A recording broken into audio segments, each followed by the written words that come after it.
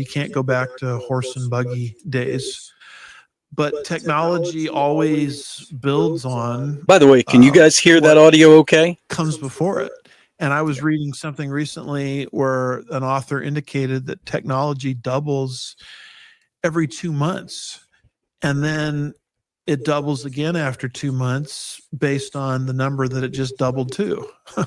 So it's just increasing at an exponential rate. And we're living in a society, we're living in a world where we're sitting on all of these technological advances, which make many of the prophecies discussed in Scripture very, very believable, very, very realizable.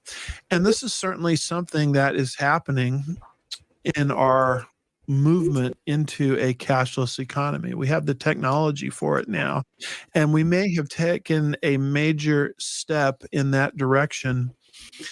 Notice this particular article here. This is our first article. This one comes from the Post Millennial, July 18th, 2025. It says Trump signs Genius Act into law to make us the crypto capital of the world. Now, I'm a supporter of the president. I voted for the president 3 times, but I don't know if any president has the ability to stave or hold off the hand of technology, particularly in the area of finance. And as we look at this, I just want you to ask yourself this very simple question. Does this kind of system, this Genius Act, making the United States the crypto capital of the world, I mean, does this push us further away from the mark of the beast cashless system, or does it push us in the direction of the mark of the beast cashless system? I would argue the latter. We're being pushed all the time just by virtue of technology in the direction of this mark of the beast system. But notice this particular article. Notice what it says. It says President Donald Trump signed the guiding and establishing national innovation for U.S. stable coins. And that's where the acronym GENIUS comes from. Genius Act into law on Friday, creating regulations for cryptocurrencies. Stable coins are digital currencies tied to stable assets like gold or the US dollar to maintain consistent value. The article here quotes Trump as saying, "This could be perhaps the greatest revolution in financial technology since the birth of the internet itself." So the question is this a positive thing? Is this a negative thing? There's a lot of voices out there arguing that this kind of move has the potential of taking away our freedom and our privacy rights as consumers. One of the people that has raised their voice against this is Marjorie Taylor Greene. We've got about a 3-minute clip of her talking about this on Steve Bannon's War Room. And let's go ahead and give this a listen at this time. I'm very confused about the Genius Act. I thought there was a deal made by the president to make sure that included was going to be the central bank digital currency. There'd be no possibility of a backdoor to get that. So where are we? Steve, let me explain something. In 1971, we went off of the gold standard. The Federal Reserve did that. And we went to cash, a cash society. And the value of the dollar has drastically gone down to the buying power is less than 10 cents now from where it was in the 1950s before we went off the gold reserve. What's happening today on July 17th in 2025, when no one is paying attention, no one's talking about it, everyone is in blind rage about the Epstein files, and I don't blame them. However, right now, what is being voted on today in Congress is the entire setup, groundwork, and an entire infrastructure being laid to move from cash to digital currency. And the number one thing that is not happening today is a ban on a central bank digital currency. This means the ability for the government to take control of your digital bank account where all your money is and turn it off. And this is why I'm so upset and it's not being talked about. Steve, I was the only no vote on the rule last night. And Congress set a record last night, and no one's talking about that either. This was the longest vote held open for a rule in history, And it finally shut down sometime around midnight because there was a deal made, and the deal will not be honored. It was a deal that Speaker Johnson made, and he said that he would put a ban on central bank digital currency in the NDAA. But let me tell you something, that's going to get stripped out in the Senate, because what they told us all week long is the Senate does not have the votes to pass a ban on a central bank digital currency. So I want to lay this out straight for you all. You never thought in your lifetime that the government would shut you down, would close your churches, would close your schools, would close your business. And that happened only a few years ago. But what is happening today is the groundwork is being laid, and it's all in the name of cryptocurrency and stablecoin. But it is the entire regulatory process to switch us from cash to a cashless society to digital currency that can be controlled by the federal government. And there will be no ban on a central bank digital currency. There will be no way to protect your ability to fully control your digital currency in the future. And I'm voting no to this today. I don't know if there'll be any other no votes on the Republican side, but I'm voting no to this because I'm a Christian and I've read the Bible and I believe what Revelations 13:16-17 says. And I just cannot vote for a future system that will do that. Of course, very interesting. She says she's a Christian. She quotes the same passage we just read, Revelation 13, verses 16 and 17. She did call it Revelations, which it is not. It's just the book of Revelation. But, that little issue notwithstanding, she's pointing out the fact that this is moving us away from cash and potentially towards the mark of the beast system. She's not a fan of it, even though she's a supporter, an advocate for the president of the United States. And when you keep your ear to the ground, there's a lot of voices that are sounding the alarm about this new Genius Act, which has now become law. Notice this voice here. This one comes from Greg Hunter. This is the USA Watchdog. The title of this is 100% Chance of Nuclear War by Greg Hunter, but he deals with the Genius Act also. All right. We're not going to deal So with the nuclear war issue today. I'll let him go just a little But bit here's more, what and he then I'm says going to go in ahead this and stop the particular video so we article can talk about it. concerning this Genius Act, which now is law under Trump. All right. So you guys got the gist of it. And that was, like I said, excellent topic, excellent video that we got a chance to talk about.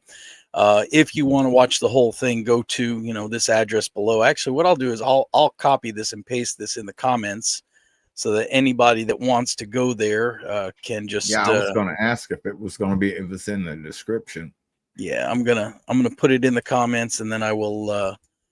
I'll try to edit my description where this will be in the video description as well.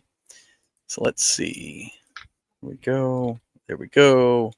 That should give you all the link if you want to go watch it. Don't do it right now. Do it later. Let's talk about it right now.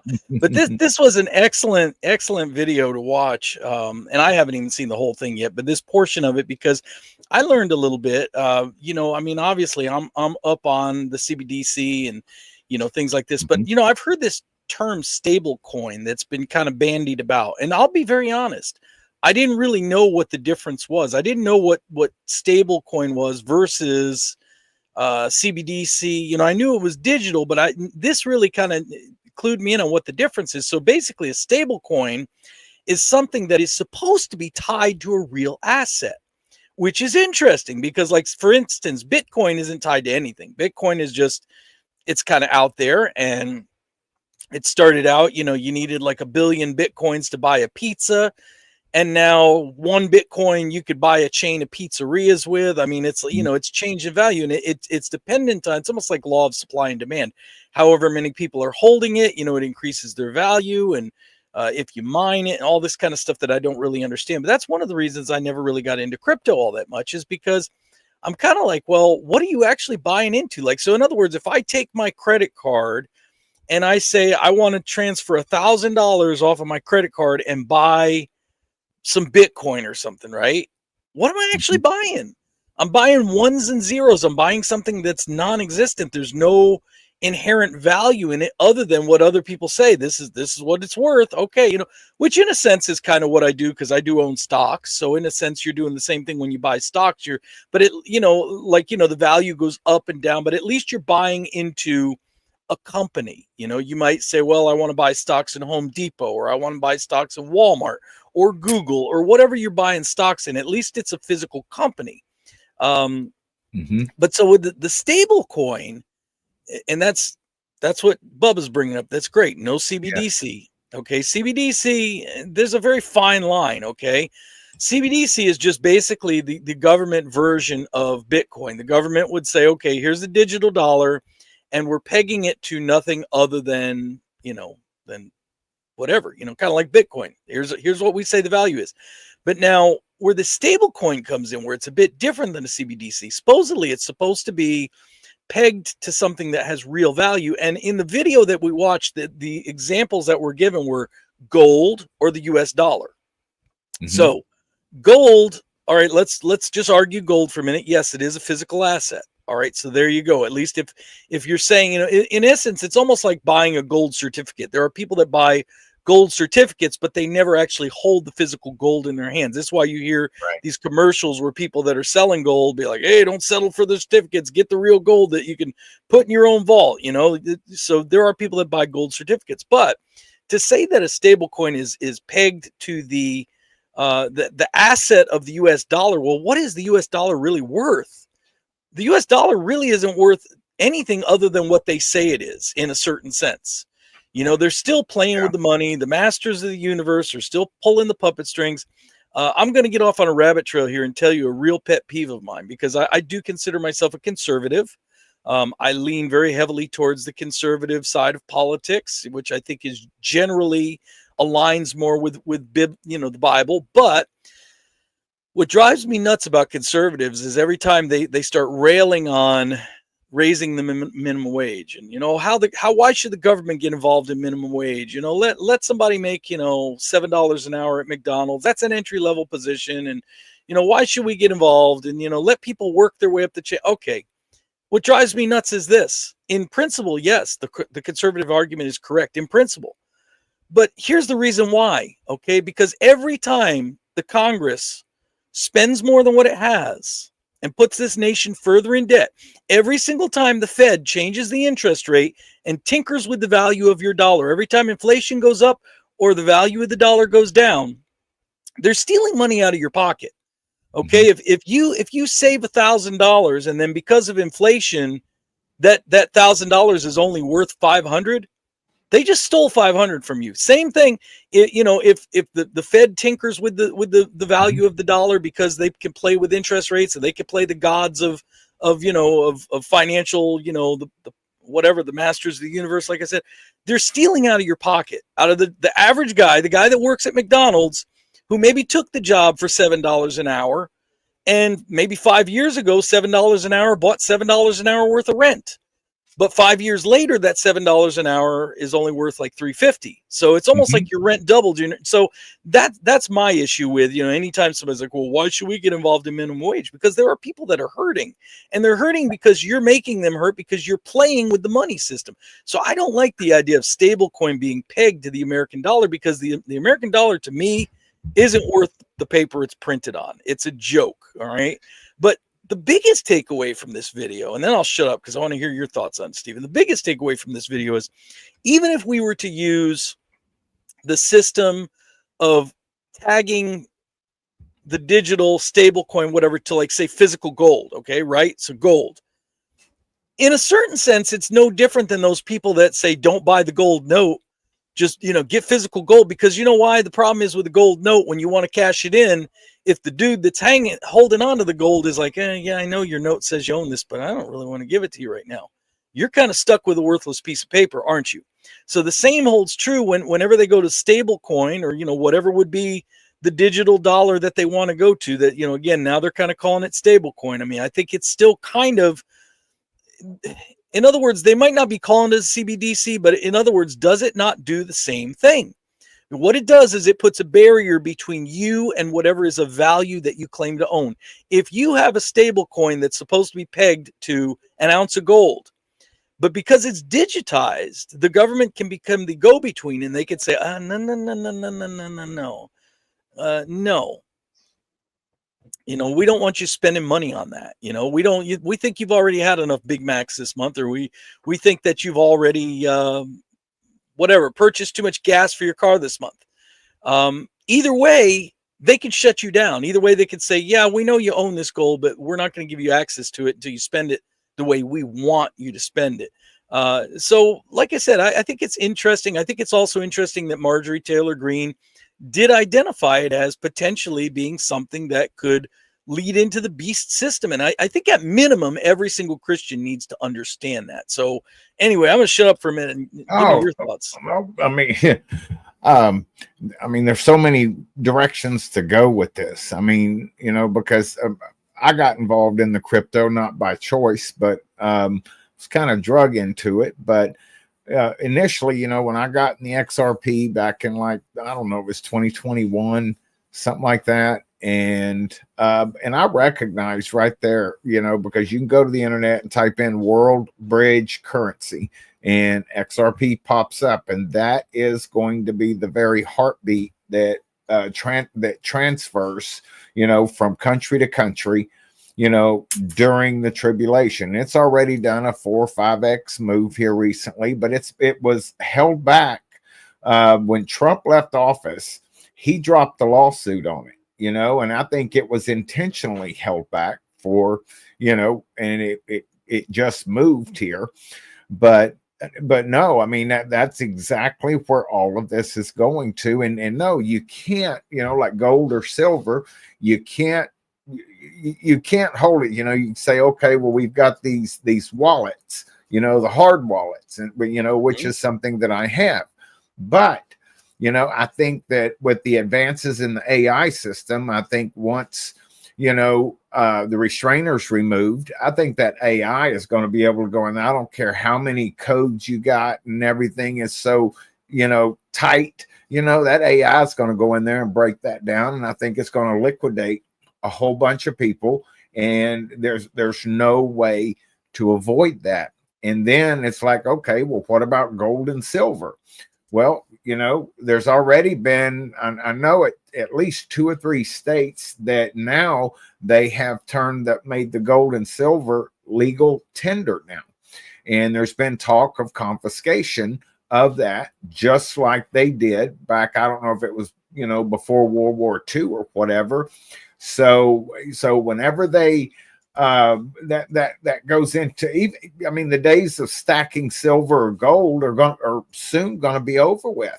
Because once it's monetized like that, then I mean, and I don't understand the full dynamics of that. I just know it's not good. So they're able to force you, and it doesn't matter how much gold or silver that you have. Once everything goes digital, you've got to get that gold and silver into the system to make purchases. Okay.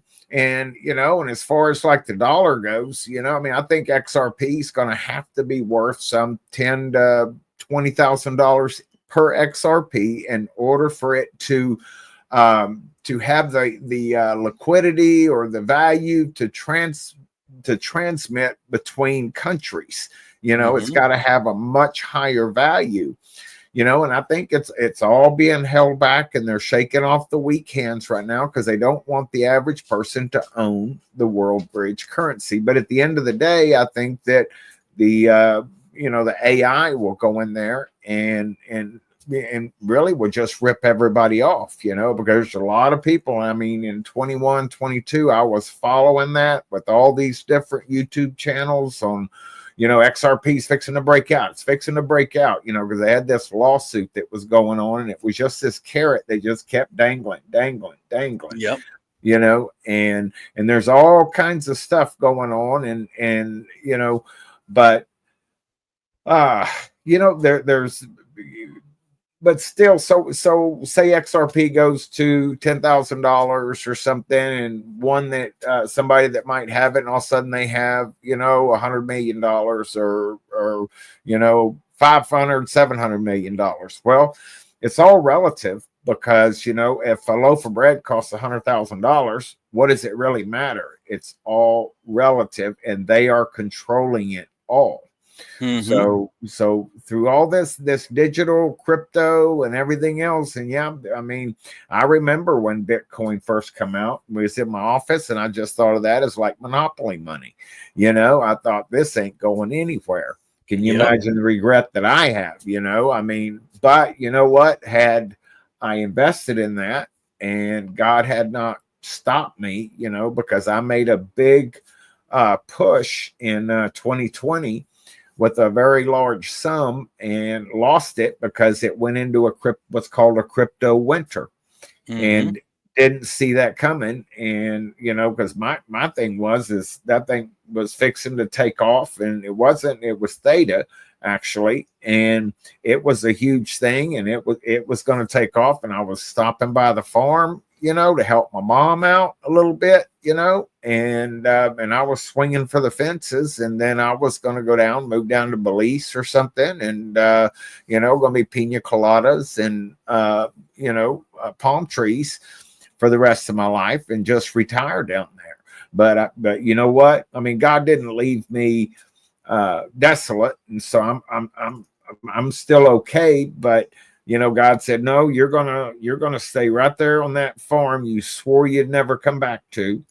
And and then I was and then it was like, you know, okay, I can start an Airbnb here, you know. And so I tried doing that, and you know, I got shut down, you know, and I don't know whether the God did it or the devil did it, you know. I mean, you know, if I would have done that, you know, and put in the 4 or 5 locations right here around all the plants, you know, in 6 months, you know, I'd have been back in Cancun. But God kept shutting it down. Of course, it was all these things, you know, and I know I'm rabbit trailing here, but it was all these things. Sorry. When I quit drinking January 6th, 2023. And then, you know, and then my brother Scott came down and turned me around on the rapture. And then I was thinking, okay, the rapture is going to be here in 2023, you know, Agenda 2030, you know, a lot, you know. And so, but anyway, that's kind of my story, you know. But God just said, no, you're going to sit your tail down in that chair, and just study my word, and watch YouTube videos, and be a YouTube groupie for, you know, for at least a year and a half, almost 2 years, till I met you. And I dragged you on the stage. Oh right? my goodness, man. And I was like, you know, I've been on camera before, you know, doing the witnessing and everything, but it was me one-on-one with somebody else, and you know, and it was being videoed. But but anyway, to get out in front of people like this, and I don't know how many's on here. I mean, it is very was, oh my gosh, it was just so intimidating. But well, you got 100 people watching you right now, Stephen. Oh my goodness, man. But you know, you know what? You'll have 1,000 more during the week. Oh my goodness, man. But, don't let it intimidate you. That blows my mind. It totally blows my mind that I got about 1,000 people a week watching this study now, and it's all glory to God. I'm just so grateful to be able to do this stuff, you know, be able to do this stuff, and you know, what could be shaping up to be the last days. I mean, we don't know how long. Well, that's why, you know, if I was just focused on the world right now, and Trump just named XRP to be one of the reserve currencies and everything, and it's fixing to rocket, man. You can go. I mean, but I'm thinking, no, I'm fixing to rocket into the sky, because I mean, because you, like we've talked about, how do you start a business right now and say, okay, it's hard, okay, this is my 5-year plan. You can't make a 5-day plan right That's now. You know? absolutely, absolutely. And so, and I It's felt like that. Yeah. so volatile. Did you see that last comment that my brother put up there? By the way, I'm gonna pull that up again. 'Cause No, that was pull it up interesting. again. I'm sorry I missed that. That guy a Ryan Boom from Jamie Bunch. So this is worth pulling back up again. My brother just put a comment up saying, July 24th, Trump signed an executive order that criminalizes homelessness and vagrancy, and it literally calls for institutions. And he says, if the MOB comes, we won't be homeless. We will be institutionalized. You know, that's a great observation, because I was talking about this a couple, probably, I don't know, about a month ago or whenever it was that the big, beautiful bill passed. And we found out how much money was allotted to ICE enforcement. I was talking about this with Bob Barber. And I said, you know, we just need to be careful of these things, because right now it looks well and good. It's like, oh yeah, get all of the, you know, the illegals out of our country, and have this, you know, this army of people rounding up the illegals that, you know, are doing it largely without what we would typically know of as due process. Okay. It's not like, you know, they're being, you know, arrested and read their Miranda rights. These guys, a lot of them are just being scooped up, and everybody's cheering it right now. But my biggest issue, because we do have criminals that need to be dealt with. I'm not, again, not discounting that at all. Yes, please. You know, I mean, like I said, though, last week on Uptime, part of the problem is that the criminals that are rounded up, like this Kilmar Abrega Garcia, they bring them back to our country. It's like, get rid of them, you know?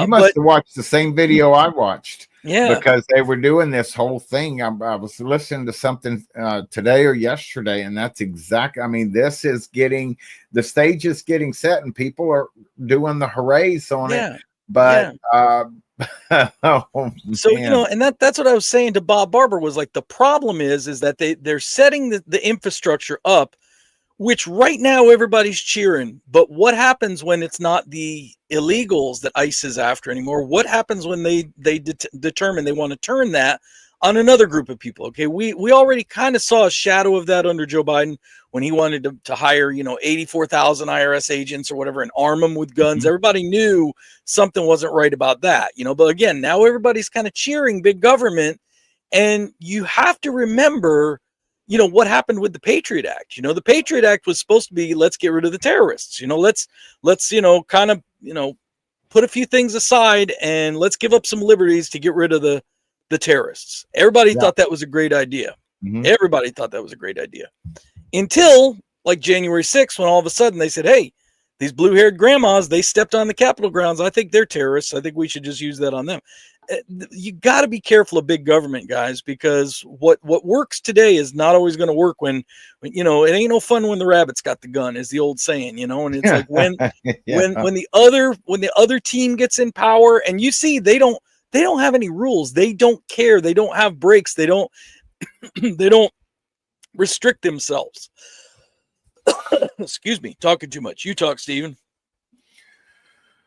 Well, like I said, you know, there was video. That's where they're going to scoop everybody up, and you know, the ones that can't even think of the word, but the dissidents, you know, and then who decides who the dissidents are, you know, and exactly, and that's the Achilles heel to this whole thing. And then, of course, you know, and of course, just like the YouTube thing that they're you know, they're trying to, you know, track and see who's who out there. And then especially once the rapture happens, and all of those people that haven't been paying attention to, you know, had their head in the sand and more, you know, focused on the world and the parable of the wedding feast and everything. I don't know where that line's at, but man, you know, and they're going to have all of their Facebook stuff, their YouTube stuff, and everything, you know, and they're going to be a target, and they're going to, I mean, that, and they're going to be going, oh man, I missed it. Speaking of that YouTube age ID verification, because I made a video about that this week. I saw this comment from earlier from AD33, AD2033, saying YouTube AI age verification doubled down, affected me, slanderous. So AD33, AD2033, I would like to hear a little bit more about that. How did it affect you? And what's slanderous? What does that mean? How did this affect you? So write in the comments. Let me know how this affected you a little bit more. I did make the video earlier this week that if I had to enter in like government ID, that's it for YouTube for me. I'm just not going to do it. I'm just not going to comply. And I would have just went to Rumble because I think that this is the beginning of something much larger. Now, thankfully, I haven't had to do that yet, so I'm still on here. But I'm glad I made that video so everybody knows how to find me if they start implementing that on, just the average, average broadcaster like me. Because like I said, I think it's just getting too invasive. I won't do it, Well, I'll tell you right now, because, I told you about that when, because I was using AdWords and whatever, and I already sent in my stuff. So you know what? If that happens, then Derek will be taking over the Mission for Christ channel, There we and go. and then he'll be able to stream everywhere. And because I already offered that to him once early on, Yeah, that's and right. that offer. That's how I talked you into coming on screen yourself, right? I'm like, Yeah, Steven did. He came. That's how Steven and I met. He's like, hey, man, you want to take over my channel? And we just got to talking. I'm like, why don't you come on once in a while? I'm like, I think people would like to hear from you too, because honestly, and and I'm not saying this to try to puff myself up in any way. Which, by the way, there's the answer. That Slanderist is a channel. It's the name of that's what AD 33 AD Jesus 2033 AD says. But not to again puff myself up in any way. But I think that's one of the reasons why I've seen such a rapid growth in my channel, is because I think people know that I'm just a real guy. I'm not, this isn't a put on. I'm not, I'm not trying to be somebody. I just come on here and I'm myself. And I think that people really crave authenticity. And I saw that same quality in you, Steven. I'm like, this is just an authentic, just regular guy that everybody can relate to. And that's why I talk Steven on. That's why he comes on with me every week. Cause I'm like, you know what, that's what people are craving. They're just craving. No, I came on with you that one or two times, or one time or whatever, and then I kind of faded back for a couple, 2 or 3 weeks. I was like, oh man, I don't know about that, and then and then now, and for years I didn't have any schedule whatsoever. I mean, I'm just floating around. I don't but now I've got a schedule, man, and you and me both. I kind of like it, man. But this is a lot of work that he does over here, man. I tell you what, because people say just start your own, and so I got on there and I started looking at this 747 controls, and I'm going, holy guacamole! In all the shows that he's on, in the studying and everything, man. I am blown away, man. So yeah, it is a lot of work. And I was gonna say, I used to have a schedule at one time too. My schedule used to be Friday nights I'd meet with my gang on Zoom and I'd do a Bible study, and the next day I'd post it to Rumble. That was my schedule 1 year ago. And since then I came on YouTube, and now my schedule is, well, Sundays I usually give some time to Shane if he's got a Black Swan going on. Mondays I'm usually on Prophecy Mondays with Rick, and then Tuesdays I show up on Uptime. Wednesdays I do the Unanswered Question show. Thursdays is usually a day off, but now Jason K is doing a lot of stuff on Thursday night. So I was actually going to go on with Jason K last night, but I was sick, so I couldn't do it last night because I was battling a fever all day yesterday. So probably next week. So anyway, my schedule is just like, I have no schedule other than to be here with you guys on YouTube, but I love it. I love being with you. I love being able to get the information out, fellowship with everybody. And absolutely. I just saw a comment in here earlier from Tracy McClellan, one of my moderators, saying, I'd like to join you next Friday or whenever. Absolutely. We will make that happen. I will send you an invite for next Friday, and you are more than welcome to come on here. Tracy's been on with me before. She came and gave her testimony at one point. And again, just real people, I know there's a lot of, there's a lot of YouTube kind of celebrities, the popular names, the people that you all know. And like when I first started, see, it's funny because like I'm not a guy that's easily intimidated. The only one, I've told this story before, so I'll tell it again. The only one that really intimidated me was that first time I was on Uptime. I was on with Lee Brainerd. And I'm like, Lee knows his stuff. Like, if anybody can make me look dumb, it would be Lee Brainerd. So I was a little bit intimidated because I knew he could match wits with me. Other than that, I'm not intimidated by many. I thought it was cool to meet Bob Barber for the first time, and Greg and a lot of the people from Uptime. John the Watchdog. I prepared the very first time I was on Uptime. I prepared. I said I said to him, you know, hello, my brother in French. You know, I thought that would impress him if I could say hello to my brother in French. But other than that, like I said, I'm not, you know, I'm not intimidated by anybody. So, you know, but I know there's a lot of YouTube celebrities out there. Like even Steven, when he first started coming on here, he's like, oh man, like, you know, I've never met Bob Barber. Well, Bob's just a regular guy like me, you know, but this is I what I'm was saying. intimidated, man. Whenever I know you were, but know, this is what I'm saying. And I like having those guys on my channel. I do, but I like having regular people too, like you, like Tracy. I like Noah. If Noah texted me that, you know, the storm is starting to pass, he said he might get a chance to come on with us. I hope he does, you know, and I do. I very much like just the average person that's, you know, out there serving the Lord, that isn't getting a lot of fanfare over it, but you know, you're faithful. And so like I said, you know, by the way, I saw this from Stephanie earlier too. We are safe right now. We're not getting flooded. That was in Chattanooga. They got hit pretty hard the other day, but we've had our fair share around here too. So thank you for your I've thoughts been hearing and about concerns. things going on in Tennessee, and I was wondering, you know, but I think you're in Eastern Tennessee, right? No, I'm in middle. I'm in Middle. middle Tennessee, kind of a little bit Okay. west of Nashville. Okay. So like I said, but we've had some very, very awful floods. The little town that I live near, about 4 years ago, they had a flood come through there that killed like 20 people. So I mean, it's yeah.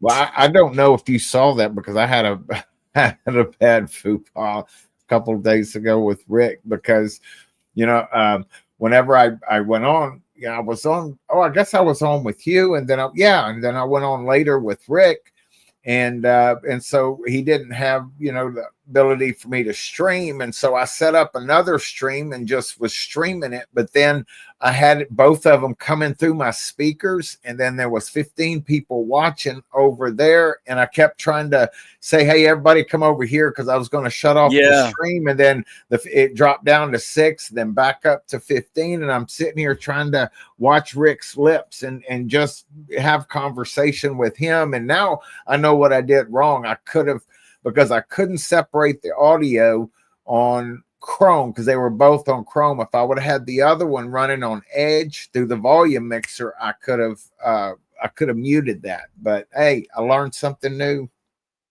Yep. Sorry. Amen.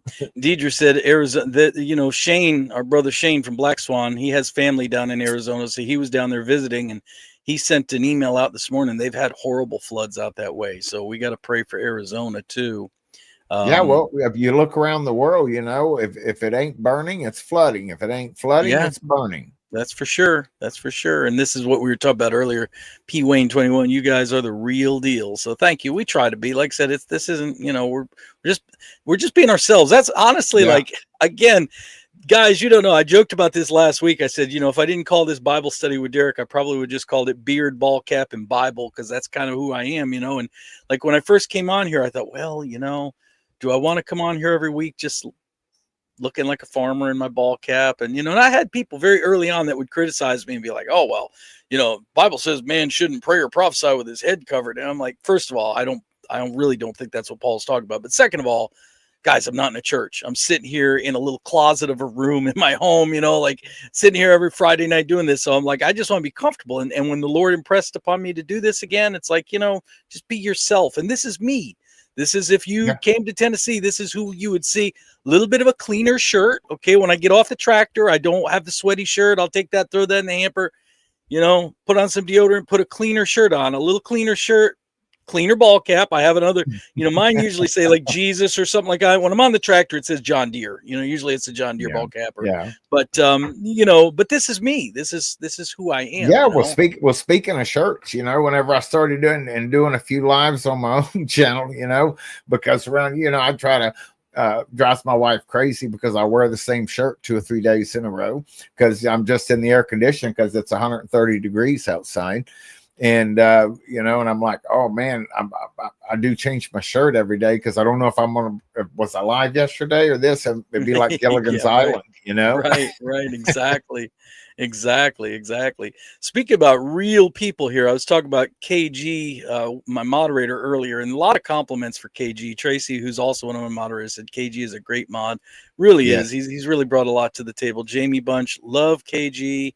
And Martin Bernard said, how about you going on, KG? So KG, just so you know, because I know you're listening out there, you're doing an excellent job. You always have an open invitation. If I know a lot of people don't want to come on, they want to be private. I get it, but if you ever want to come on, all you got to do is give me the word. I'll send you a link. You're more than welcome to come on with me. And take it from me. It's you know, it's a little intimidating at first, but you know what? I mean, this really once you loosen up, man. I mean, this is awesome. You know, like whenever I go on and do a live, I've modded a bunch. I don't know where Razpaz is at tonight. I always love seeing him. But Yeah. I mean, you get to know the people and listen. For like a year and a half, I was just a YouTube groupie, you know, and I went and I watched everybody's channel and I watched them all grow from Chris to, you know, Repo Man. And, you know, I mean, I could go right down the line and I was never even in the comments. I never even made a comment, you know, in a chat. Nobody knew who I was. And now it's just kind of, you know, I'm like, wow, you know, but anyway. That's one of, I think I will say this too. I think that's, you know, we all have our unique talents and our unique gifts from the Lord. And I do recognize that. I think that that's one of my unique gifts from the Lord, is that I really feel like I am able to make people comfortable talking to me, you know, like yeah. When I first had you on, and the first time that I had Noah, the same thing. I remember whenever you first had me on, you said the words, I'll never forget it. Said, Steve, come on.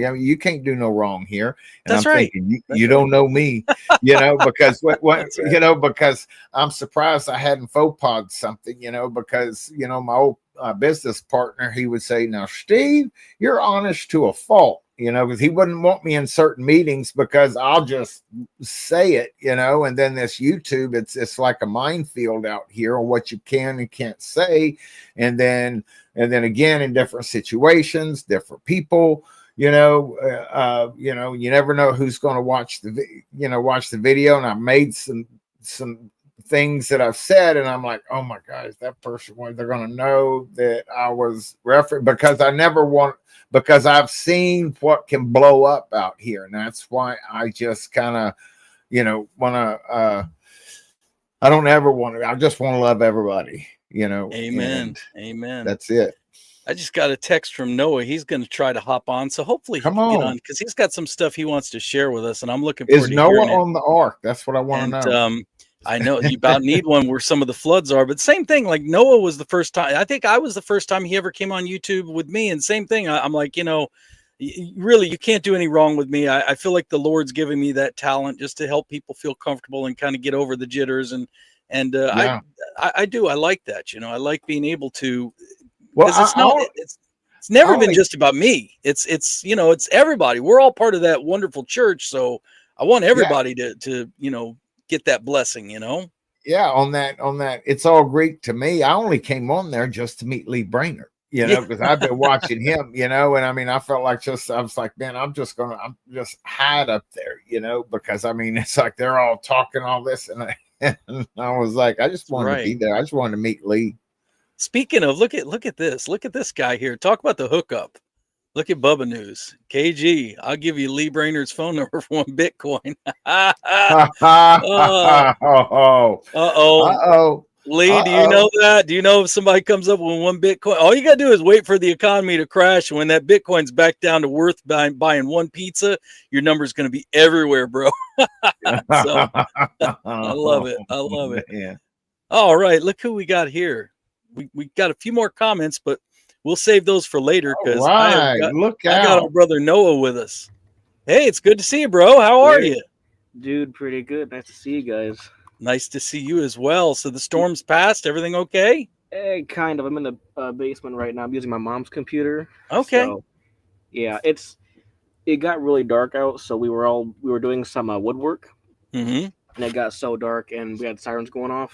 So we were pretty much like, nope, time to go inside. And the crazy thing is the temperature difference. So hey Jamie, we had some really, really high temperatures, and it dipped down 30 degrees, and it got pretty much to the point where it's like, nope, we got to leave. So yeah, my computer is out right now. I can't connect any Wi-Fi on that. So this is pretty much the only thing I got. So also hello to everybody in the live stream, by the way. So Bubba's guys asking been if you good. got a haircut. He says you're a cool dude. Yeah, no, he's been bothering me about it. He's like, "We're gonna get a haircut ever." I'm like, "Dude, I like it long." Well, Oh. just on a personal note, it's like I think that's what happens when you go bald. And I'm speaking. I could say that as a, Bubba's bald. I could say that as a, guy with very little hair. I used to have my hair was all one length. I pulled it back in a ponytail, and I think there's part of it that you just get envious of the younger guys when you realize I just can't do that Dude. anymore. I can't have the full length ponytail anymore. No, Bubba loves it. Look, I love it, dude, and I know he does. Yeah. Bubba's the cool. Bubba, you're the cool dude, bro. I He is. enjoy having you around. But anyway, yeah, you said you had something to share, and we haven't had a chance to talk yet this week. It's been crazy. We were texting yesterday. I was sick yesterday, so thank God I'm feeling better today. I almost flipped my tractor today. I was talking about that earlier, so that was fun too. You can't be doing that. It's been well, you know what happened? I never really told in detail what happened, so I'll make it real quick because I want you to say what's on your mind. But I had a small field that, my employer just purchased a new piece of land, and so this small field has not been mowed in like I don't know how long. I mean, the weeds were literally 7 to 8 feet tall. So I mean, there were some of them were as tall as the tractor or taller. And so my task was to go over there and mow it. Now, I think I would have waited till the winter, because in the winter when everything's dead, you can kind of, it dies off on its own. You can start to see, you have better visibility, but that, hey, I'm not the boss, I got to do what they tell me to do. So I went to bush hog it. I was told that the field was safe, that there was, because I was worried about like garbage in it. I thought maybe what if there's a piece of metal roof or something that I don't see, and I hit with the mower. Well, it turns out there was a real soft spot. It was almost like a little miniature pond. It was probably only 3 foot around and maybe 4 or 5 feet long, but it was enough for me to get both wheels of the tractor in it. And the tractor just went almost to 45. I could feel like listing over to the side, and everything I did, I put it in low gear. I put it in 4-wheel drive. Everything I did, I could feel the tractor. Like every time I move, it was like it was going to tip. And I literally, I couldn't even get out because the water was so high.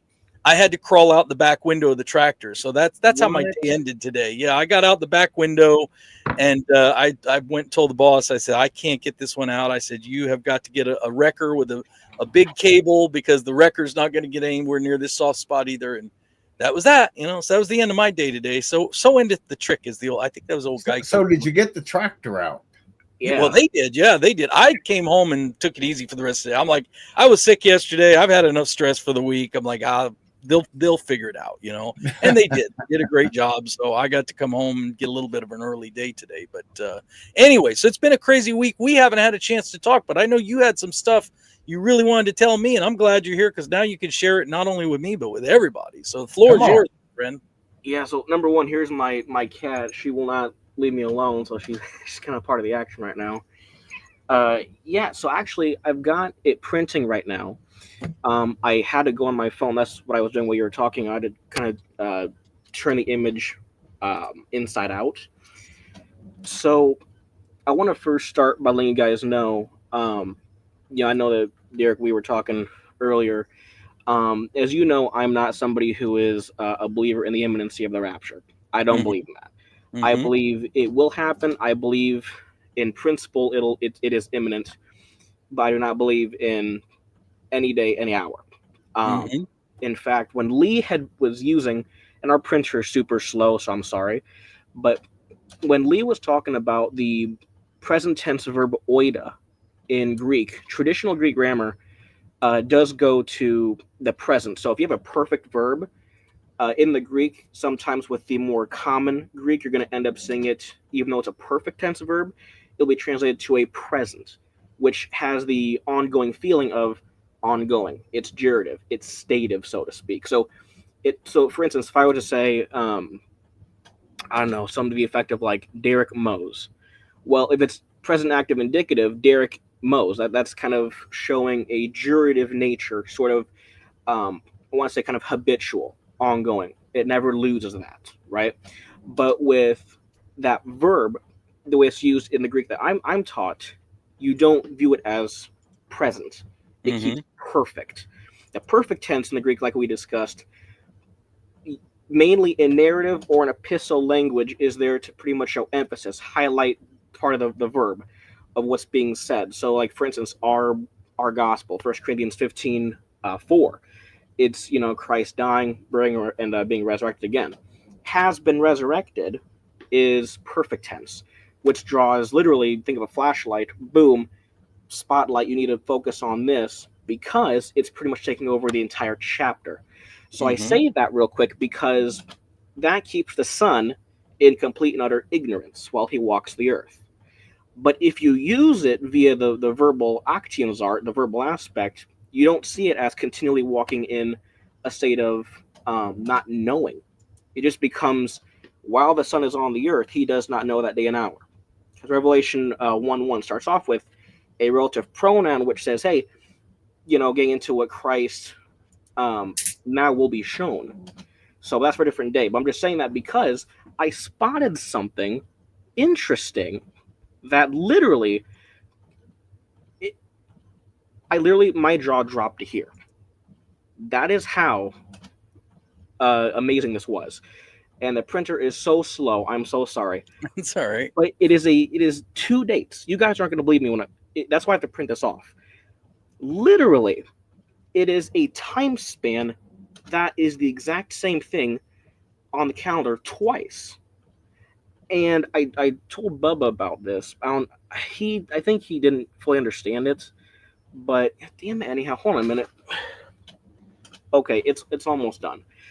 But did you guys hear about the blood moon, the eclipse? Right? You guys heard about that? Mm-hmm. Okay, the one's coming in September.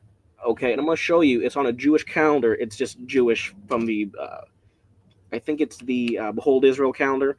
It's just Jewish. That's all it is.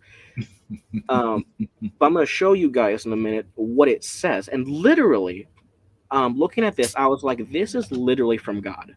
And you guys know me. I don't do day counts. I don't believe a lot of that. At least not just by itself. I gotta see more. And so when I looked at this, I was like, this is literally God's fingerprint.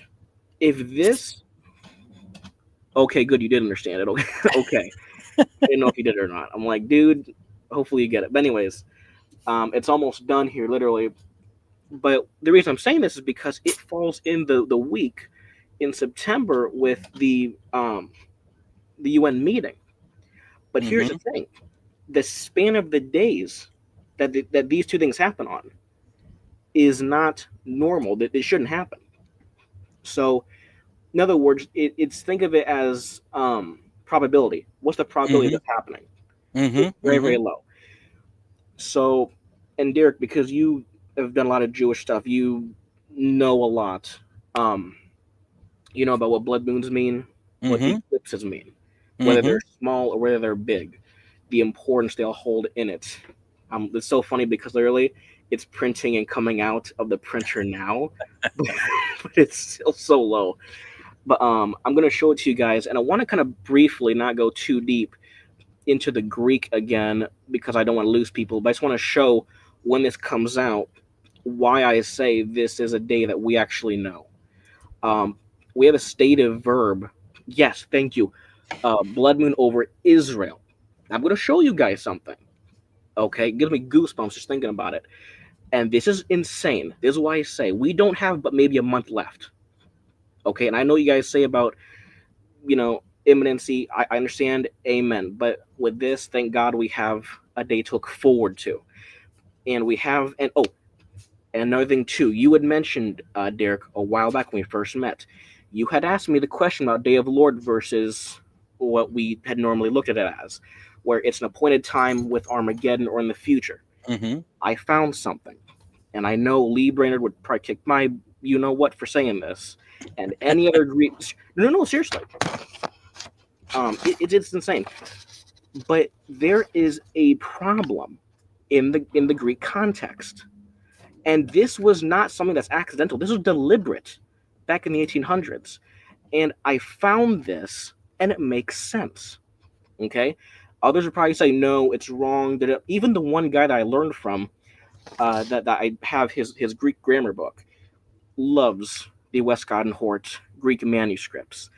The problem is that he... Damn it. See, this is what I'm talking about. See, this is definitely Satan on this. But, okay, I'm going to try to show you guys the best that I can. Okay? I'm going to take a pen out. and see if I can. Be sure you talk like slowly in layman's terms here where I can understand. Okay, definitely. No. I got you guys. You guys are smart. I got you. Okay, so I'm gonna show you. I'm trying to circle this. You're just talking to a couple of farmers. You know that, right? I'm just a hay farmer. Steven's just a chicken farmer. Make it make sense. I'll try my best. I know you will. I know you Okay, will. so here's what we got. Now pay attention. All right. See if I can get this in. Okay. I'm gonna full screen you so it shows up better, right? Hang on. Let's yeah, that's not, hopefully this comes in pretty well. His camera's already a little bit blurry anyway. Damn. Okay. All right. Okay, well that's fine.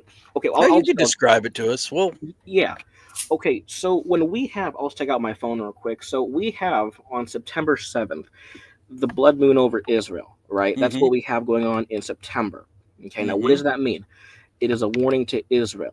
Yeah. Okay, given 2 days from that time, we have the UN General Assembly meeting. Okay, this pertains with Israel. Now, skip an entire week. Go to the next week, the 21st. This is where things get crazy. Now, that's a 2-day count that this happens. 2 days that we have till it reaches that day, right? Am I saying that right? Is it 1 day or 2? Yeah, 2 days, I think. Okay. 21st rolls around. You have the solar eclipse. Even if it's a partial, it's an eclipse. Now get this. This eclipse is in the same numerical pattern as the blood moon. Now go ahead and take a guess what that lands on. From the 21st to the 23rd. It is the UN Assembly meeting. What does an eclipse mean? It is a warning to the Gentile nations. Yes. Yep. Now listen to me. Why would you have this if this was not a threat? And when I say the word threat, I mean it like this. What I try to say is it's not a threat as in they're threatening God, but I'm saying if this was not a big deal, God would not have put this on his calendar, so to speak, or at least in the air. This would not be a celestial event happening. But clearly we see there is this thing getting ready to happen, which tells me their bluff, I think if I'm saying that right, is being called. They're not bluffing. They're going to do this. And their intent is to divide Israel.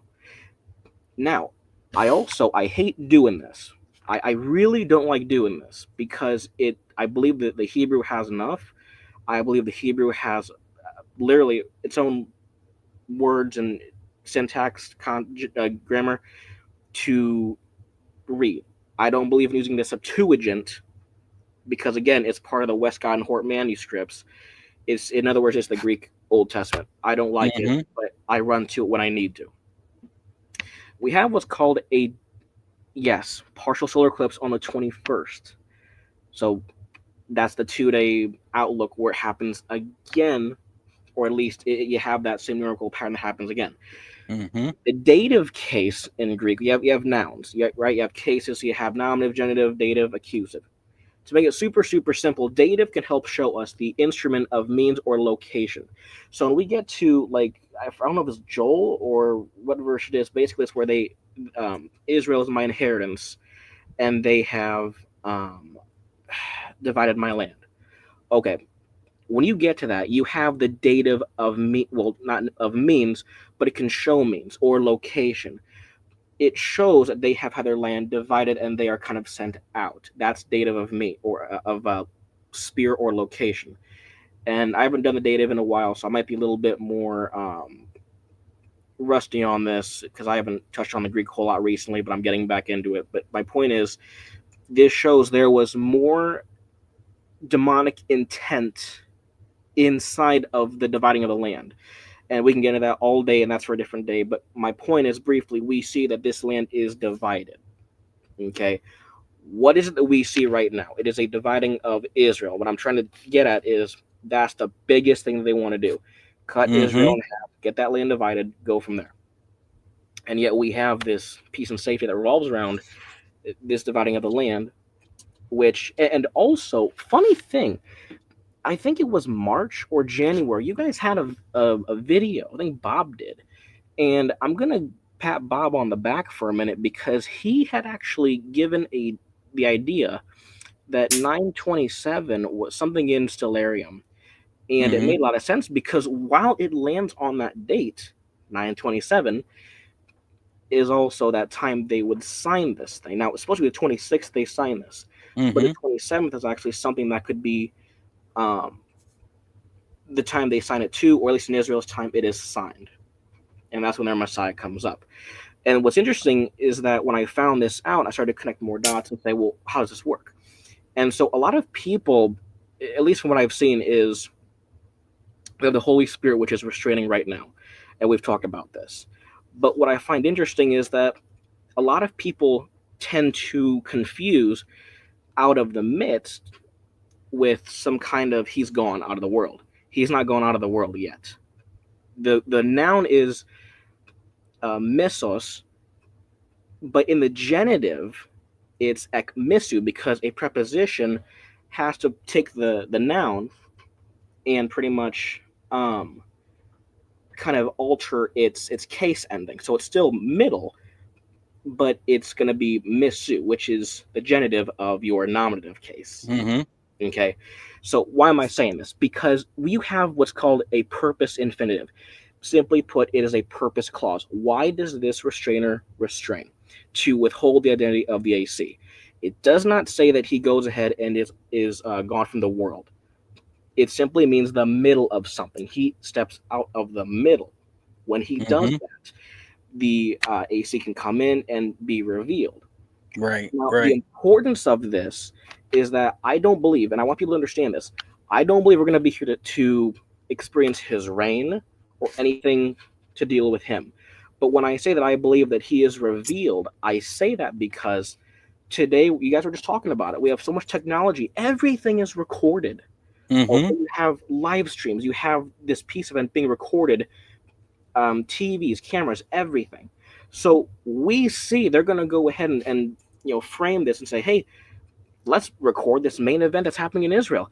And then I got a little bit deeper and I thought, well, okay, let's add up the numbers. I took 9, 7, 21, 23. We got to the number 60.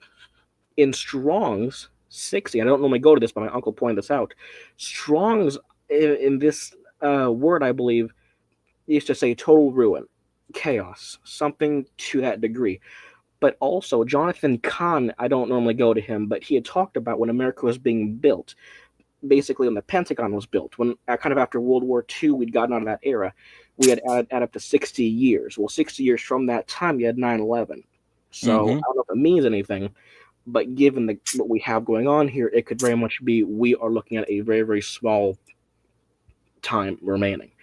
But that's why I say, because I believe this guy is going to be there. And the other thing, too, is Trump has kept this kind of quiet, but he has things he signed prior in 2020 where he had things, covenants signed.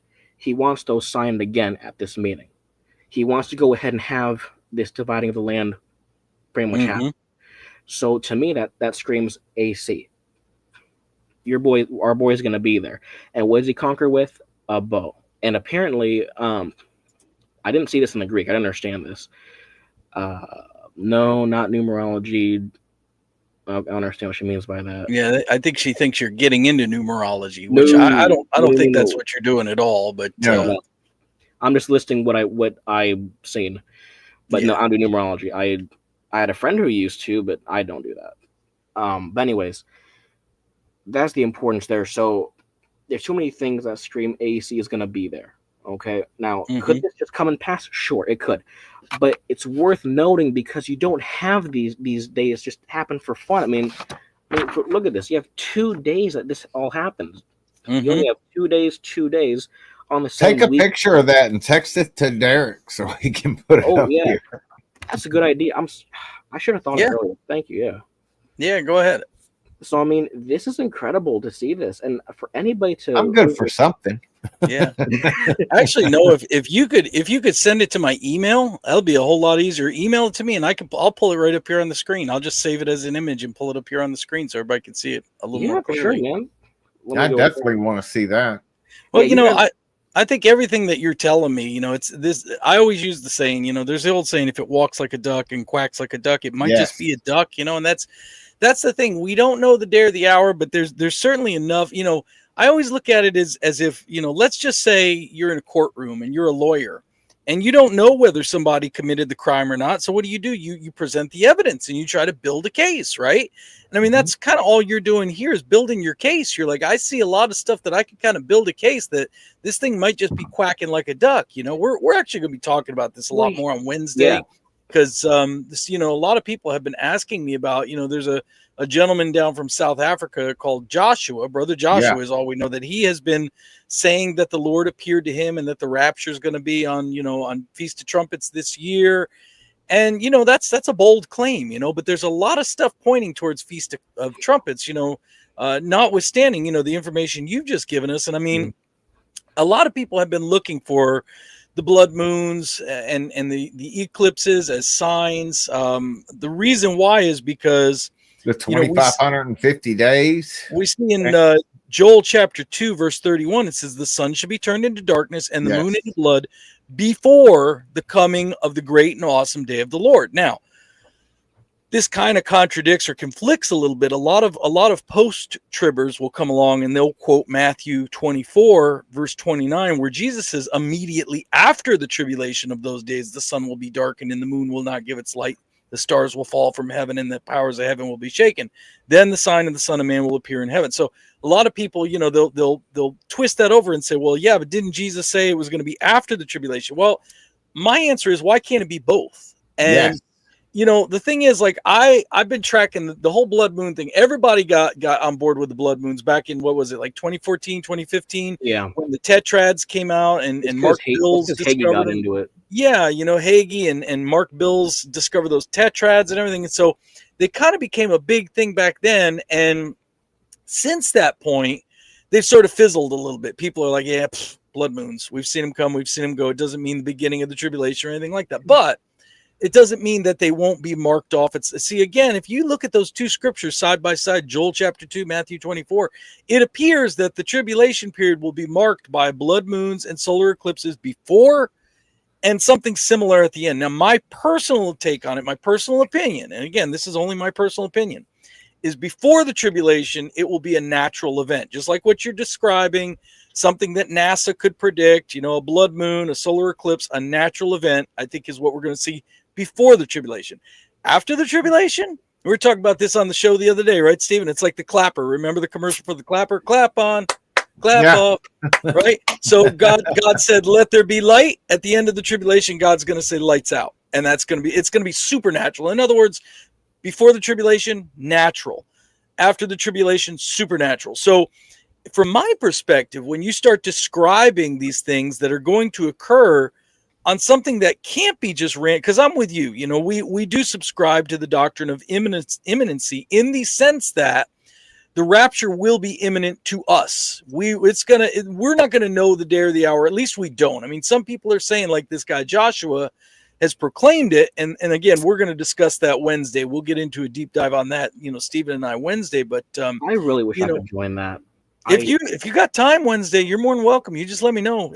I'm usually like 4:30 to 6:30 on Wednesday afternoons. I'll be happy to send you a link if you've got time. You're more than welcome to join in with us.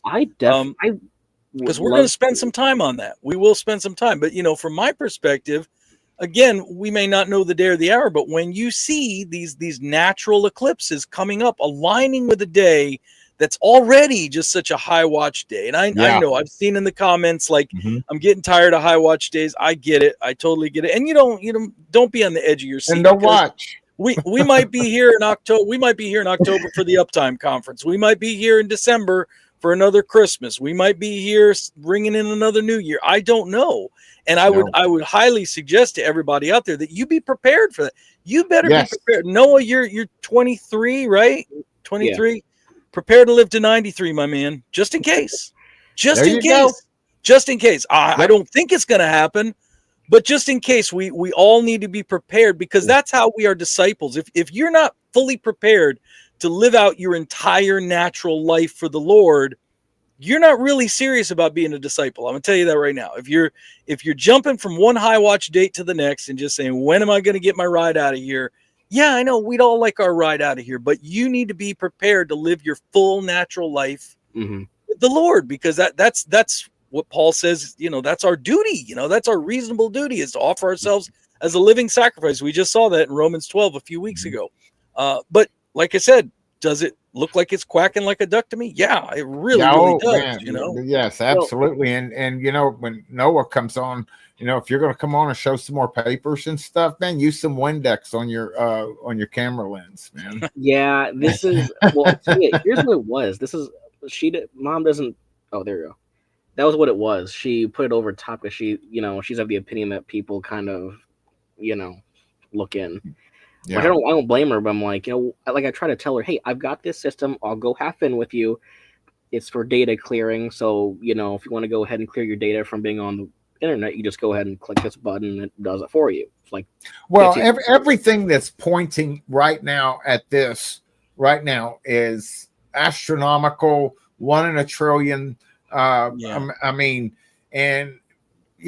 It's all pointing here. There's no doubt. And if it comes and goes, man, I will be blown away. Yeah, but I will be too. Yeah. Plus, the other thing is just the date alignments. If we are going to look at dates, let's look at dates that make sense. Okay, the biggest date in human history, undeniably, the one that changed all of human history, was the crucifixion.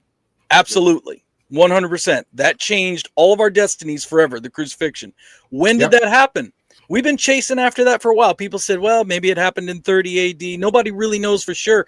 That's one of the reasons I think this whole thing's been a mystery. I think if we knew for certain when the crucifixion happened, it'd be a lot easier to start setting dates, but we're not really sure. But we're starting to run out of real estate here. Yeah. Because the crucifixion, everybody agrees the crucifixion must have occurred sometime between 30 and 33 AD. If you do the math, those are, I know Brother Tyler over at Generation 2434, him and Brother Chooch have done videos on this, the final 4 years, okay? If you do the math, we kind of run out of real estate pretty soon, because if you take 2032 and minus 7 years, that's where we are. We're 2025. If you go to the extreme and say 2033, if there was a 33 AD crucifixion, which is what the Roman Catholic Church teaches officially, but most people agree that that's just not possible. Okay, I know it's what's taught, but most people agree it just doesn't line up because of when the Passover would have fell and the 3 days, 3 nights in the tomb, the whole thing. So I'm kind of discounting and saying 33 AD is probably a non-starter. We're running out of real estate. 2025 looks like the most likely year, if indeed the crucifixion was 32 AD, and we're going 2,000 years from that. Well, why would we do 2,000 years? Does the Bible say anything about that? No, but it does. No, it does. The prophecy is, after 2 days, I will raise them up on the third, or after 2 days, third day. Third day. So you know what? With that thought, it could have been, he could have been crucified in 30 AD. Right. So, like I said, you know what? And listen, it almost makes more sense that he was crucified in 30 AD because, I don't believe he was born BC. Okay. And if you talk about, 33 years, and one other thing I wanted to ask and see what your thoughts are is that, what you brought up a while ago, that Joel 2:31, with, before, the sun turned dark, moon to blood, before the terrible day of the Lord. Okay, is that the whole earth, or is that just something focused on Israel?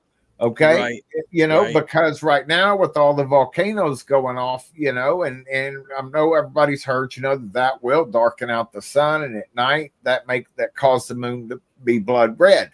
Is that a global thing, or is that Joel 2:31 pointed just at Israel because it's Jacob's trouble, not the world? So what it is, the world. So it's everybody's trouble, it's left behind. Well, it's interesting. Yeah. What's interesting is that a while back, I think it was during July or August of last year, there was a guy, I don't know his channel, but he talked about the moon and how it's starting, I forgot what he said, but it was starting to rust. But the way it was rusting was actually more of a it's red. It's turning red. But the thing is, and Stephen, what you're saying, I just want to throw my 2 cents in there. I think it'd be, because remember, the context is the great and terrible day of the Lord. That's kind of Armageddon territory. And they were saying this moon, or our moon, turns fully red, and this could have changed, obviously, within, they're saying, the next 4 or 5 years. It'll be completely red around that time, which makes sense for when Christ comes back. The thing I want to mention, too, with Matthew 24, I know that Lee kind of believes it is to the church. I can see that, but I want to also mention that, and I kind of forgot what you had said earlier, Derek, but I mean, there's some parts where I'm like, I don't see it being to the church 100%, but yet it's kind of in limbo, because there's parts that are like, oh yeah, this to the church, and there's other parts where it's like, oh, my elect will be gathered from the 4 winds. That's in Deuteronomy. That's not to us. That's parts of Israel being gathered by the angels and all that. So you got to divide. Well, okay, where's are we through this? Because again, the thing I want to mention, Derek, is that the Greek that's taught today, like I go by Constantine Campbell as well. He's the guy that kind of introduced to me verbal aspect. And verbal aspect goes like this. We have Greek tenses that kind of work in, I've got the English term, but they go by, okay, present is present, future is future, aorist is past, that sort of thing. But of course, the verbal aspect, just to really give it a brief summary, kind of approaches things like the aorist as, yes, it's remote, it's past, but could it have been repetitive? Could it have been a one-time act? Things like that. So the other thing, too, is that it's temporal. So when we get to things like the perfect or the present, that doesn't mean it's ongoing. The average person that goes to church that gets the Matthew 24 debate thing where, oh, no man knows the hour, not even the Son, that comes from the present tense in Greek saying, because remember, it is a perfect verb. Oida is a perfect verb, meaning in the Greek that most go to, it means it is a past action like the aorist, both continuing event, like continuing consequences. So if I say Derek opened his YouTube channel, that is a past event.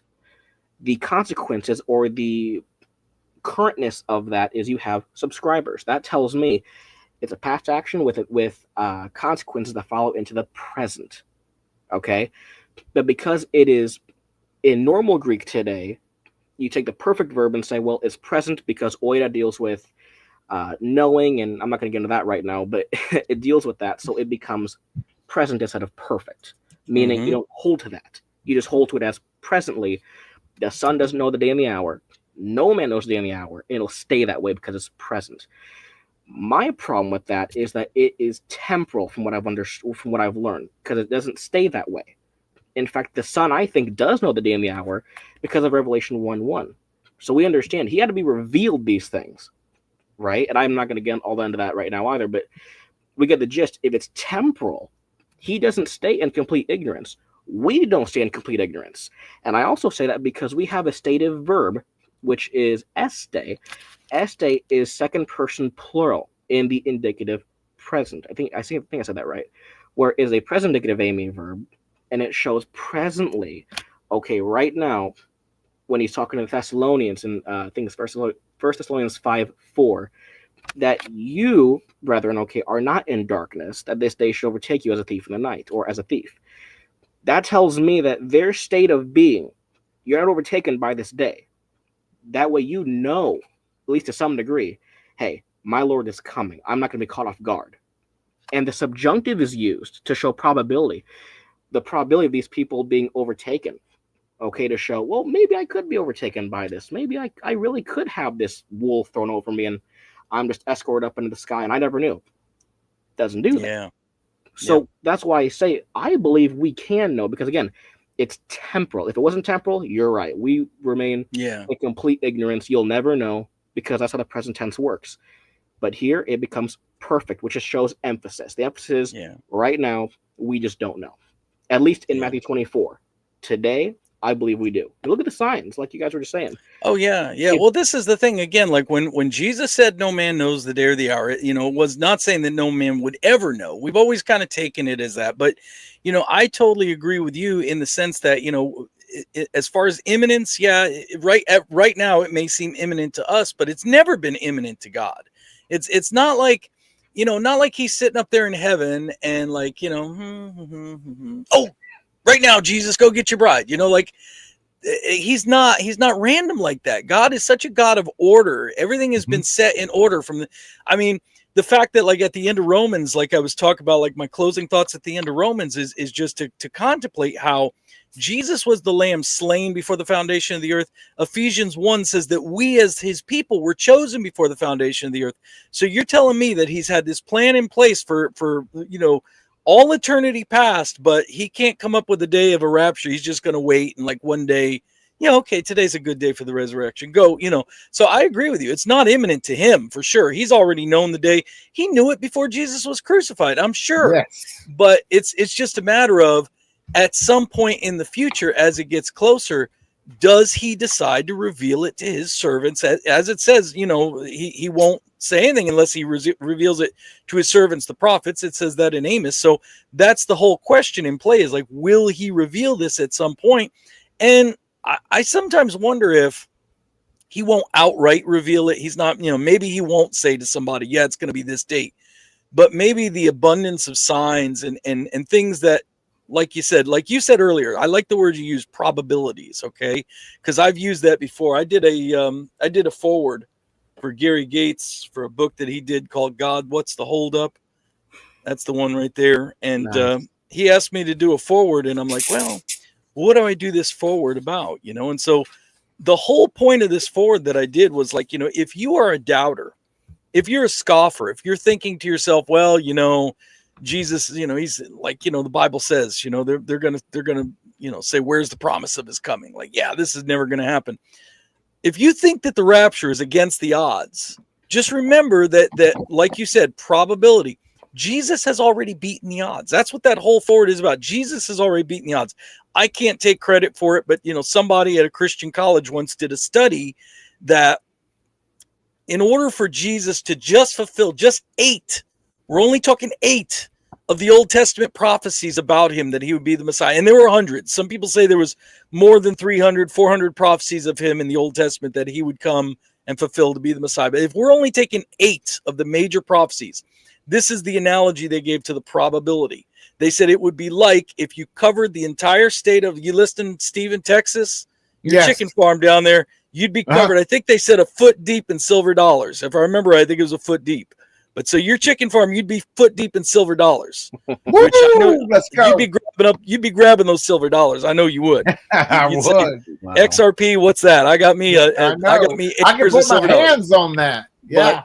But this analogy was if you covered Texas a foot deep in silver dollars, marked one silver dollar red, and mixed it in randomly somewhere there in the state, and then took a blindfolded man, put him in the middle of the state, and said, wander around a little bit and pick up that red silver dollar on your first try. That is the probability that Jesus would randomly fulfill just 8 of those Old Testament messianic prophecies. So I love what you said, Noah, about the probability, because that's something that we look at. We're not date setting. Again, we're just building a case as to, does this thing quack like a duck? There's a high probability that we are coming up on some really high watch days next month. And we don't know. Human nature. And since we got the Greek guy on here, something popped into my mind, it says, but you, brethren, are not in darkness, that day should overtake you as a thief. Is that talking about the day of the Lord, or is that talking about the rapture? Right. Right. Exactly. That'd be the rapture. Exactly. That sounds pretty specific then, doesn't it? Well, yes. And I'm trying to remember, because if he says that day, you have what we call a proximate demonstrative pronoun, which goes ahead and acts. If you're going noun to demonstrative pronoun, you're going anaphoric or cataphoric. One points back, one points forward. But I believe, I don't have the Greek text on me, but I think he's pointing more, in my opinion, more towards the rapture, because what do we see now? We see peace and safety. He links that together, in my opinion. Yeah. That's how I see it. Now, here's what I want to go ahead and tell you guys. Well, let me finish up with you, Stephen. That way, at least we get that answered. But yes, I believe that is to the rapture. It makes the most sense because, again, Paul gives us what has to happen first, peace and safety, but he follows up with that. What also, like, I'd say it like this. the car, or we'll just say this pen right here, the casing, the shell of this is peace and safety. If I take it off, I have the inside ink or the crayon. That's what gives this thing its power. That's the AC and the revealing of him. You put them together, you have a pen that writes. So in this case, a peace and safety, which the Antichrist confirms. So I personally believe, just given the context, of my own opinion, just barely even just reading it, I'd say it's Day of Rapture. But it's called Day of Lord because, and this is where I have this answer, but I'm going to have Derek, I'm going to bounce it off you for a minute. When you have you guys go by KJV, right? You guys KJV or you guys CSV, NASB? What do you guys read? I'm usually New KJV. King James, but I'm good with anything. Okay. By the way, just to I'm let, I don't know if you guys can see my phone or not, but I'm getting. We're at about almost on 3 hours of me being on here. I know for Stephen that's the halfway mark, but I'm getting texts from my wife saying how much longer. So I'm going to have to wrap it up here shortly. We might end up. Bye, Derek. Okay. We might end up having to carry this stuff on because Wednesday we are going to talk more about this, so we might carry it on to Wednesday's show. One thing I do want to let every viewer know, just again, not to be rude, because I love you guys. I love you, Stephen, and Derek. Love you as well. But I want to just give a brief warning. Okay, when we hear people that talk about like for Wednesday, I'm all in.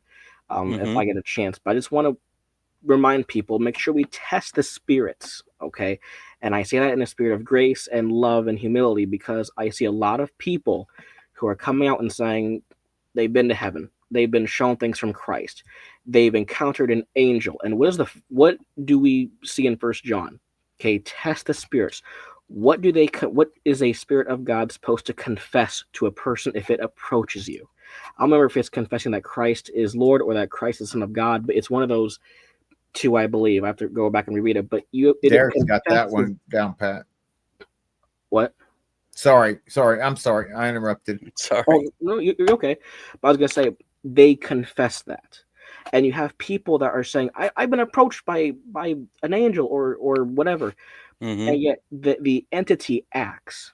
It doesn't confess first, and then they say, "Oh, I've seen this. I've been here," and it's like, "But where's the confession at?" And they go ahead, and I've heard this before, and I can't just remember it, but basically where people would feel these intense feelings of love and of supernatural desires. But here's the thing, it's not biblical. I don't mean that to say it can't be. I'm just saying the source it came from. Right. Not that the feelings are not real, but that exactly. I know what you're saying. And then when you link back to them, it's from a demonic entity. Yep. And I think it was John that bowed down to an angel, and the angel said, No, don't bow down to me. You get up. Okay, yep. I'm just I'm not God in layman's terms, but my point there is, and this young man may have, if he did, thank God, maybe we get more information and it links to what we're saying. But right now we're having a lot of near-death testimonies that are not adding up. They're not going to what we see, and so even if there's a lot of counterfeit out there. Absolutely. Oh, yeah. So it's not to say he was wrong. Maybe he's right, but just test the spirits, everybody. What does the Bible say? What do we go to in Scripture, and let that interpret if this person or these people were correct. You know what I mean? Just because now I've seen a lot of people who are like, "Oh my gosh, I can't believe this," and it's like, this person completely slaughtered this, and you guys can't see this, right? So just a loving. We do have to test the spirits, and actually, that's kind of a good segue, because I've only had a couple questions in the comments tonight, but that's a good segue. Let's close on this question tonight, and then we'll wrap up. And like I said, we can continue this on Wednesday, because otherwise my wife will do a wellness check on me, and I might not be here Wednesday. She'll come in here and brain me, and you won't see Bible study with Derek anymore. So let's tackle this last question, which I thought was a good one, because it talks about listening to angels and maybe fallen angels. Arma Smith Toolman says, question: if 1/3 of the angels haven't fell yet, can we have a potential fallen guardian angel? Would they be more strict and harsh in their roles? Well, I don't know that we would have a fallen angel as a guardian angel. Hebrews does tell us that the angels are ministers sent to those who will inherit salvation. So the concept of a guardian angel is biblical in that sense, that God has assigned angels as ministers for those of us that will inherit salvation. But as you're rightly pointing out, a third of the angels, you know, that are fallen, or what we think that it's a third. Well, again, that's not spelled out exactly in the Bible, but it's because of Revelation where it talks about the dragon drawing a third part of the stars with his tail. Everybody says, well, a third of the angels fell. Okay, so we'll go with that. There are fallen angels, and you know, the Bible says that there is what things that are called familiar spirits. And all a familiar spirit is, it's, you know, there are things called generational curses also. You know, in other words, you know, if you're not saved, if you're not redeemed, you are susceptible to the curse.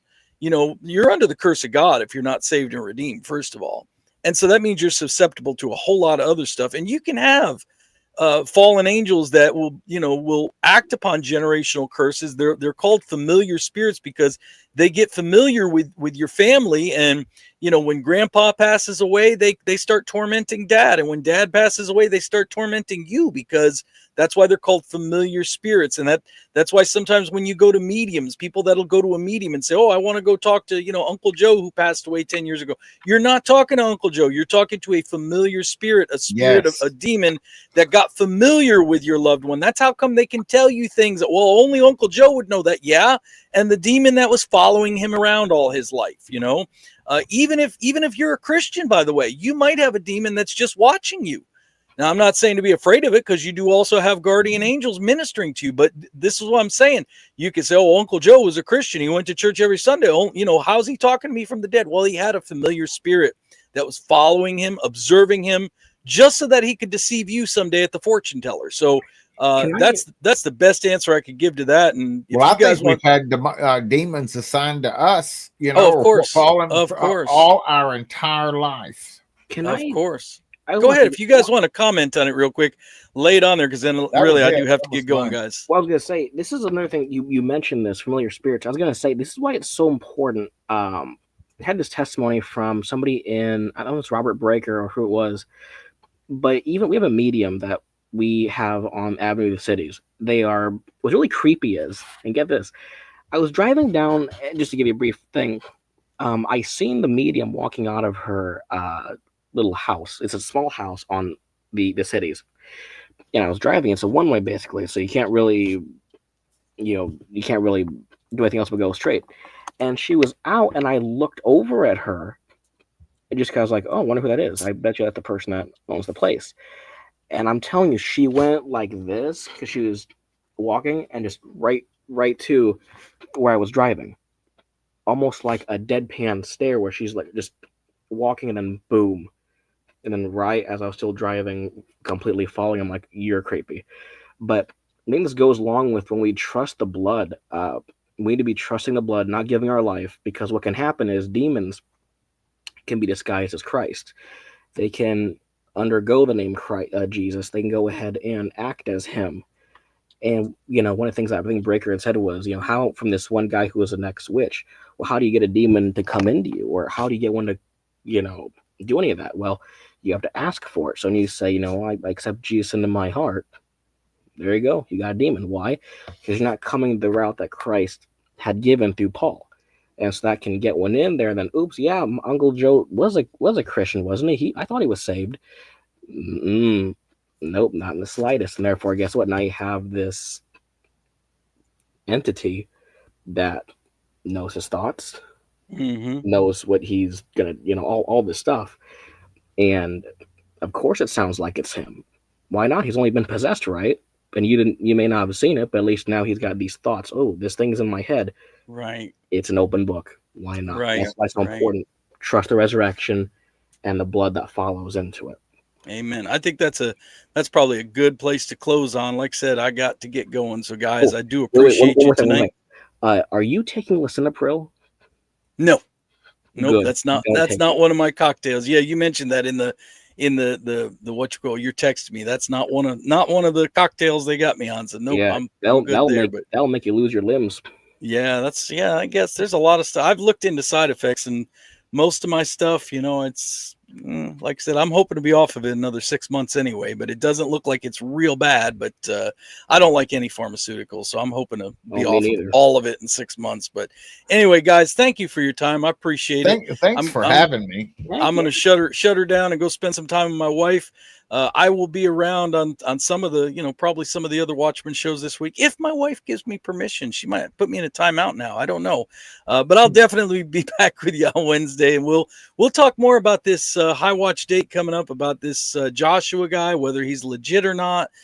Maybe what does the Bible say about this sort of stuff? That's our main thing. We want to go back to the Bible and see what the Bible, what direction and guidance it gives us. And we'll take as many of your questions as possible. I know Akiro, formerly known as Sammy, was always good for giving me a ton of questions, and I wanted to get some of hers tonight, but I missed it. So please leave them in my comments or email me, and I will get to them on Wednesday. I promise you. Looking forward to Wednesday. Looking forward to it. So, guys, until then, God bless you. Keep on, keep in your walk as a disciple. We are not far from the Lord's coming, but again, we need to just prepare as if we're going to be here for a while, because that's our reasonable duty to him. Love you guys. I appreciate, my panelists. I appreciate my moderators and all you guys in the comments. This thing. Tell your wife we're sorry. And yeah, I was going to say, maybe she's watching. Maybe she'll, sorry. Actually, somebody in the comments, I think it was Heather Margaret, when she sent that text saying, "Are you done soon?" said I should have replied, "Who are you?" I said, "Oh, that wouldn't have went over so well. Would have been funny, but it wouldn't have went over so well." So anyway, just tell your wife that we got you from Rent a Friend. You know what I'm saying? Yeah, and so we paid for this. Well, one of these days AI will get so advanced they'll just make a clone of me, and I don't know who will want the clone, if it'll be here on YouTube or if my wife will just be like, "Give me the clone, I'm happy with the clone." So we'll see. Either way, it'll all work out. Either way, it will all work out. But love everybody. Thank you. The good thing is, here's the good thing. I'll close on this happy, positive note. Usually by 10:46 p.m. my time, I'm like ready to look at the inside of my eyelids, tired. But being on here with you guys Friday night, getting to talk with brothers and interact with you guys in the chat, it fires me up. So I will be able to go out there, spend at least an hour to 2 hours with my wife. I'll probably be up till midnight. We'll just enjoy our time together. God. And that's my Friday nights, guys. Like I said, I don't cheat her out of her time because I'm so fired up after I leave out of here. One quick thing. I mean, I'm fixing to go get my grandson on Sunday. If everybody would just pray for safe travels for me, because on Sunday I'll be on the road for 6 hours. So just keep me in prayer. All right, brother. We sure will. God bless you guys. And I'll catch you Wednesday. All right. Wednesday it is. Right. Bye, guys.